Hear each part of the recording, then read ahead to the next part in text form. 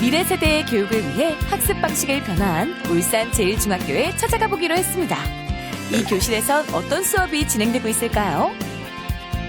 자, 얘들아, 오늘 우리가 함께 알아볼 문제를 선생님이 패들렛에 올렸습니다. 어떤 문제점이 있는지 그 심각성을 파악해서 자, 우리가 패들렛에 한번 올려보도록 하겠습니다.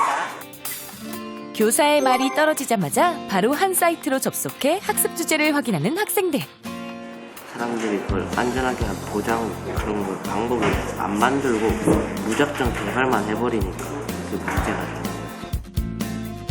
디지털 시대와 관련된 문제를 디지털로 해결해 보려는데요. 책보다 디지털 기기를 활용하는 수업에 익숙한 모습. 기기들을 이용해 정보를 찾고 모든 별 토의 후 정리한 내용을 사이트에 공유합니다. 각 책상마다 지금 컴퓨터 다 들어가는 거예요, 노트북이? 패드는 한 30대 있습니다. 저 교실에서만 되는 거죠, 와이파이가? 네. 네. 딱 제한돼 있어요. 딱 한 교실만 되니까. 일반 교실에서 쓸 수가 없는 거예요. 네, 맞습니다. 복도에서 아이들이 이렇게 기생하더라고요, 이렇게. 그래요?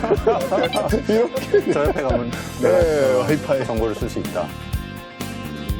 선생님은 학생들 의견에 대한 피드백을 외부로 남기고 부족할 땐 바로 곁에서 돕기도 하며 학생들의 생각을 확장할 수 있는 역할을 합니다. 디지털 리터러시 수업을 하게 되면은 여러 가지 컨텐츠를 활용해서 과제를 수행하기 때문에 학생들이 흥미도 많이 느끼고 훨씬 수업이 조금 역동적이라는 느낌을 많이 받게 되었죠. 일단 제 시간에 조금 자는 학생이 거의 없습니다. 이번엔 학생들이 생각한 해결책을 콘텐츠 제작으로 이어가 보기로 했습니다. 공책에 스토리보드를 작성해 보는데 마법처럼 글씨가 태블릿 화면에도 나타났습니다. 이게 스마트펜이라는 건데 이제 이걸로 이 펜으로 이 종이에 적으면 이게 PC에 그대로 나오게 할 수 있어요. 펜이 PC와 연동되어 공책에 씀과 동시에 화면에도 나타나는 신기한 도구인데요. 스마트펜을 활용하고부터 학생들의 학습 속도가 전보다 한결 빨라졌다고 합니다. 남학생들은 저런 기기 주면 어떻게 너무 좋아요. 너무 좋아하죠? 머릿속 계획이 실현될 차례. 사람들에게 정보 윤리를 제대로 알릴 최선의 방법을 고안해냈습니다. 개인정보 유출이라던가 이렇게 써져 있는 글씨들을 피하는 건데 머릿속에 심어줄 수 있게 만들고 있어요. 친구들과 게임, 영상, 카드뉴스 등을 제작하며 협동을 이루는 모습. 협력을 통해 하나의 멋진 작품이 탄생되고 있었습니다. 지금 저 학생들이 하는 게 뭔가요? 디지털 리터러시 문제점을 원인을 디지털 시민의식의 부족이라고 이제 결론을 지었거든요. 그래서 이걸 해결하기 위해서 다양한 콘텐츠를 만들어서 이제 공유하자는 거죠. 근데 이제 이 학생들은 이제 코딩을 활용해서 콘텐츠를 만들었습니다.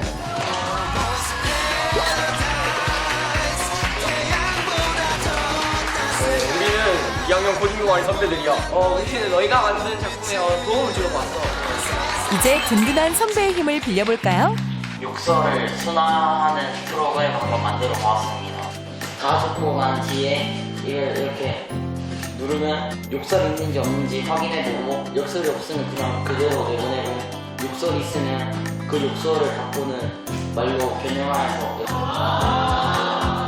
1초가 지나면 이게 플레이어한테 비행기한테 돌진을 하는 형식으로 돼 있어요. 게임 형식으로 다음에 만들었다. 당연히 밑에 라이프가 깎이는 형식으로 돼 있고요. 15초가 지나면 다음 스테이지로 넘어가게 됩니다. 날카로운 조언이 필요한 시간.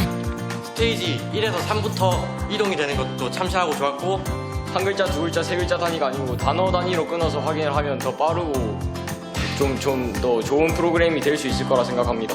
기술적인 부분부터 내용에 이르기까지 선배들의 도움으로 콘텐츠의 완성도를 높여갑니다. 여기 넣고 여기 이 유튜브 보내준 글씨를 화면 빠치우게 해드립니다. 많은 사람들이 학생들의 제작물을 볼 수 있도록 공유 사이트에 업로드까지 마쳤습니다. 문제 파악부터 정보 수집, 그리고 정보의 확산까지. 디지털 리터러시를 배우며 디지털 환경 속 학생들의 의식은 더욱 성숙해졌습니다.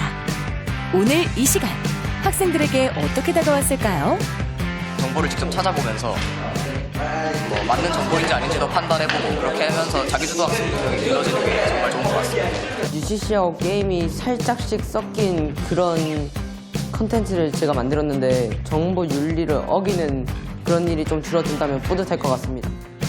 우리 아이들이 이런 교육을 통해서 의사소통하고 이제 비판적으로 사고하고 창의력을 길러주게 되는 거죠. 결국 미래 디지털 사회에 잘 적응할 수 있는 문제 해결 능력을 길러주는 효과가 있다고 볼 수 있습니다. 디지털 기술과 도구를 다루는 법을 넘어 이를 지혜롭게 활용할 줄 아는 힘. 디지털 리터러시로 아이들의 미래를 설계할 수 있습니다. 이 정보윤리에 대한 교육을 강의식으로 하게 되면 학생들이 다 잠자잖아요. 그렇죠. 그 이유 중에 하나가 뭔가 봤더니 약간 교육 철학적 문제인데 학생들을 잠재적인 범죄자로 보는 거예요. 하지 말아라. 그래서 하지 말아라. 근데 지금 매체를 이용해서 자기가 뭔가 만들고 건강한 디지털 환경을 내가 만드는데 참여한다. 구성원이다라고 한다면 범죄자가 아니라 정말 그런 좋은 환경을 만들어가는 참여자가 되는 거거든요. 그러니까 이런 측면에서 디지털 환경이 상당히 또 다른 교육적 효과를 가져오는 것 같습니다. 예서 학생은 어떻게 지금 보면서 비슷한 저런 모습들 학교에서도 보여요? 네, 가끔 보이지만 저희 학교는 애들이 저렇게 패드만 꺼내면은 다 영상을 본다든지 게임을 하니까 선생님들도 잘 활용을 안 하시거나 그리고 진짜 학생들이 필요할 때는 자유롭게 사용하고 있는 상황이에요. 그런 식으로. 그런 경우 옆에서 영상 보고 딴짓할 때 옆에서 친구들끼리 야 그렇게 하지 말자. 그럼 나중에 집에 가서 하자. 이런 얘기는 안 해요. 궁금한데.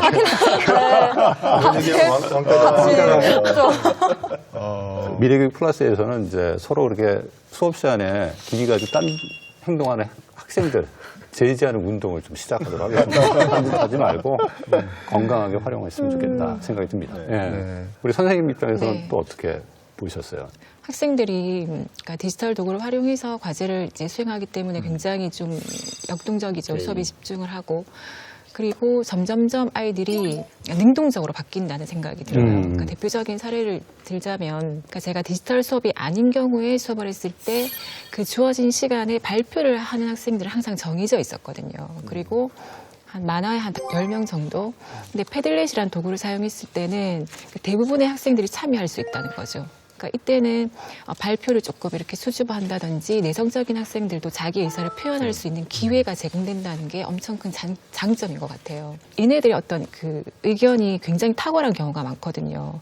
그러니까 그럴 때 그러니까 교사의 인정, 그다음 주변 친구들의 지지 이런 거 이제 보상을 받게 되면 아이들이 훨씬 더 적극적으로 참여를 한다는 거죠. 이 포인트에서 굉장히 좀 감동적이었어요.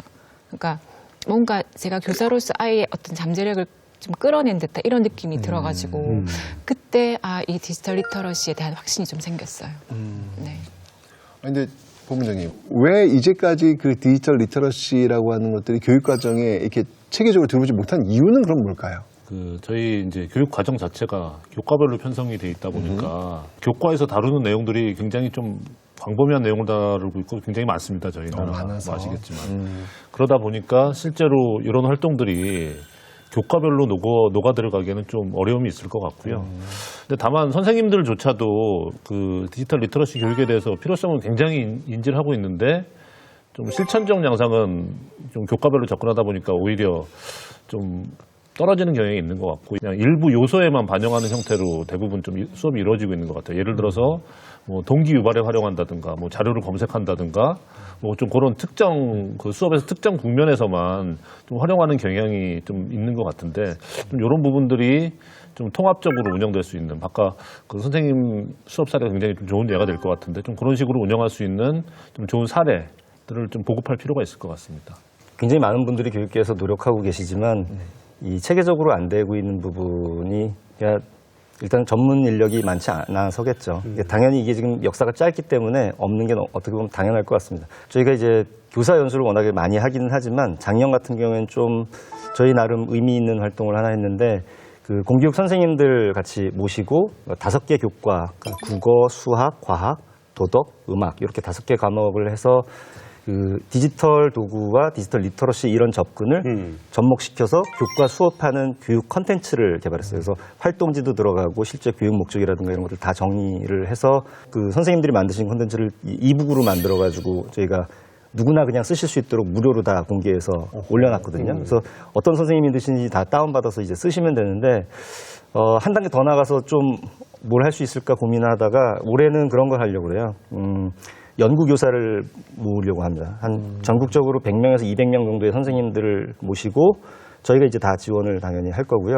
그 디지털 리터러시 교육해드리고, 그다음에 컨텐츠, 그리고 교과별로 수업을 하실 수 있는 것들 도와드리고, 그 교과별로 선생님들을 묶어서 선생님들이 컨텐츠 같이 개발하시고, 그래서 같이 연구하는 프로젝트예요. 그렇게 한 다음에 컨퍼런스도 하고, 사례 발표도 하고, 책으로도 내고, 논문으로도 묶어서 내고, 그분들이 뭔가 이 리더 집단이 돼서 앞으로 이 다른 분들에게 전파하실 수 있도록 그런 노력을 좀 하려고 합니다. 우리 박한돌 선생님이나 진채영 선생님 같은 경우에 진짜 열심히 하고 계시지만 많은 분들은 또 여러 가지 이유 때문에 관심은 있어도 참여하기가 어려운 상황인데 이걸 좀 깨려면 어떤 게 좀 필요하죠? 저도 뭐 한 20몇 년 동안 이 관련 분야에서 공부를 했었었는데요. 이제 뭐랄까 원하는 성과를 얻지 못했던 이유는 교과서나 이 교육 과정 내에 체계화가 되지 않았기 때문이라고 생각되어지거든요. 그래서 저는 개인적으로는 이제 그동안에 우리가 노력했던 것들을 좀 교육 과정에 녹여낼 수 있는 그러한 노력들을 기울여야지 많은 선생님들이 자연스럽게 그 부분에 관심을 가질 거라고 생각합니다. 이제 몇 년 전부터 그 미디어 교육 관련해서 법제화를 실시하려고 지금 국회 계류 중에 있잖아요. 그래서 이제 국회 그 미디어 교육 관련 법을 이미 이제 상정을 해서 이제 그걸 통과시키면 이제 재정적 지원도 되고 이제 여러 가지 그 인프라를 구축하는 데 큰 도움이 될 거라는 생각도 들고요. 그다음에 학교 교육 과정에서 이제 자리매김을 해야 되는 이유 중에 하나가 이 디지털 리터러시든 미디어 리터러시는 너무 포괄적이에요. 내용 자체가. 그러니까 막 기기 활용도 해야 되고 비판적 사고도 길러줘야 되고 윤리도 길러줘야 되고 창의적 표현도 해야 되다는 종합 세트이기 때문에 딱 어디에서 어느 시간에 해야 된다라는 게 애매한 상황에 놓여 있거든요. 저희가 한 몇 년 동안 이런 작업도 해봤거든요. 기존의 교과서에 존재하는 미디어 리터러시 관련된 내용은 뭐가 있는가 해서 초중 고등학교 관련 교과서들을 분석해보면 내용이 엄청 많아요. 그렇지만 그게 어떻게 보면 되게 중복되어 있고 또 되게 파편화되어 있고 그래서 체계화가 안 돼 있어서 여기서 배웠던 걸 또 여기서도 배우고 이런 식의 계열화도 잘 안 돼 있는 그러한 모습들이 존재하기 때문에 교육과정 총론과 교육과정 그리고 교과서 부분에 있어서 어떤 체계화를 이루어내야지만이 이 디지털 리터러시 교육이든 미디어 리터러시 교육이든 확산이 될 거라고 생각하고 국가 수준의 교육과정이 되게 중요한 상황이니까 그런 부분들이 좀 개선이 되면 우리의 그 걱정거리도 자연스럽게 해결되지 않을까 생각합니다. 저희가 2주에 걸쳐서 디지털 리터러시 또 미디어 리터러시에 관해서 얘기를 좀 해왔는데 이게 올바른 방향으로 가기 위해서 무엇이 필요한지 짧게 한 말씀씩 좀 부탁드리겠습니다. 정재영 교수님. 네. 디지털 시대에는 디지털만 배워야 된다. 디지털 기술이 중요하다. 이건 이제 굉장히 강조되고 있지만 중요한 부분은 디지털 미디어를 정말 문화적으로 향유할 수 있는 컨텐츠와 디지털의 연계, 이 결합, 균형 이걸 맞추는 게 굉장히 중요하다 이런 생각이 듭니다. 그래서 그동안에 너무 많이 컨텐츠에만 우리가 치중해 왔다면 아까 말씀하신 선생님들의 역할을 일부는 좀 빼드리면서 디지털을 결합할 수 있도록 하는 이런 운영의 묘를 좀 찾아내야 되지 않을까 이런 생각이 좀 듭니다. 디지털 리터러시 교육과 관련해서는 지금까지 교육이 좀 어떻게 보면은 좀 새로운 기술의 적용에 따른 좀 역기능을 방지하는 예방적 측면에 좀 초점이 맞춰져 있었다면은 앞으로의 방향은 좀 생산자로서의 학생 또는 뭐 새로운 것을 좀 창조해낼 수 있는 창조인으로서 좀 학생들을 만들어낼 수 있는 그런 방향으로 좀 교육 정책이 변화가 돼야 되지 않을까 생각을 해봅니다. 그동안에 저희는 좀 이게 중요하다 인식하고 이거 열심히 해야겠다 그런 태도를 가지는데 머물러 있었다고 생각합니다. 이제는 뭐 교육 과정이든 교과서든 다양한 형태로 행동에 나서서 정말 이 시대에 필요한 교육을 학생들에게 또는 그 모든 국민들에게 제시할 수 있는 그런 시대가 왔으면 좋겠습니다. 감사합니다. 요즘에 SNS나 영상 매체 등을 보다 보면은 친구들이 재미삼아서 욕하는 걸 많이 볼 수가 있어요. 근데 학교에선 이런 걸 절대 이렇게 하면 안 돼 라는 교육을 따로 하진 않잖아요.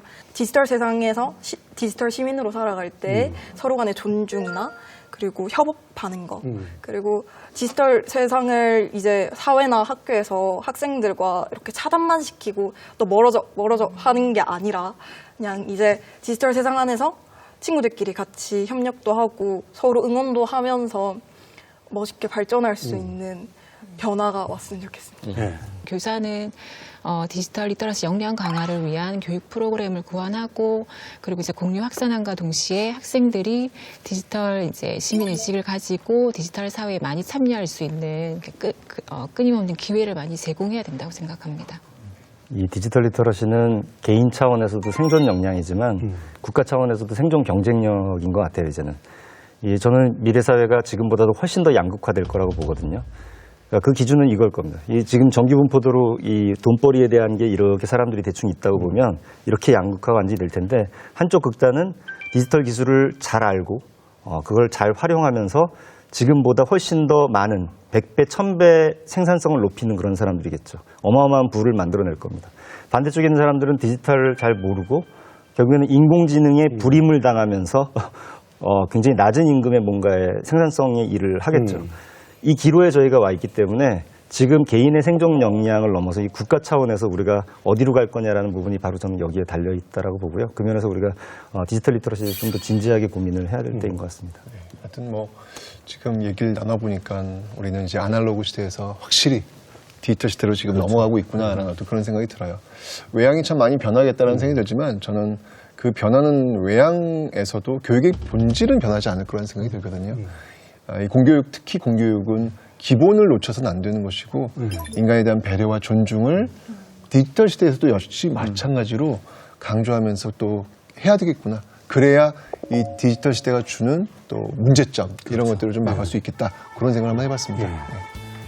저희가 2주간에 걸쳐서 디지털 리터러시 교육, 미디어 리터러시 교육에 관해서 이야기를 나눠봤습니다. 이야기를 나누는 가운데 디지털 리터러시 교육의 본질이 뭐냐에 대한 고민을 하게 되는데요. 결국 디지털 리터러시 교육은 새로운 세상에 요구되는 역량이 뭐냐, 그것을 어떻게 키울 것이냐에 대한 교육이다. 따라서 앞으로의 디지털 리터러시 교육은 비판적인 평가력, 소통력, 협업력, 그리고 창조적 생산력을 키울 수 있는 방향으로 이루어져야 한다는 생각을 다시 한번 해보게 됩니다. 오늘 시청해 주셔서 감사드립니다.